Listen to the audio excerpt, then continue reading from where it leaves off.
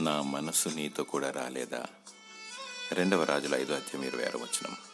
దేవుని మనసు మరియు ఆయన దృష్టి సర్వ ప్రపంచమంతటా సంచరించును. ఆయనకు మరుగైనది ఏదీ లేదు. హృదయ అంతరేంద్రియములను పరిశోధించువాడు, ఆయన నుండి తప్పించుకునున్నాడెవడు? తలంపు పుట్టకముందే ఆయన సమస్తము ఎరిగి ఉన్నాడు. నీవు ఎక్కడికి వెళ్తున్నా, ఏ పని చేయుచున్న దేవుని మనసు మరియు కనుదృష్టి నీతో వస్తుంది. గేహాజీ ఎలీషా యొద్ద నుండి వెళ్ళిపోయి నయమైన రోగము బాగుపడినందున ఆ నయమాను తీసుకొచ్చిన కానుకలను, దుస్తులను, వెండిని ఆశించి దేవుని సన్నిధిని విడిచి వెళ్ళిపోయాడు. ఎలీషా దేవుని ఆత్మగలవాడై ధనము సంపాదించుకొనుటకి ఇది సమయమా?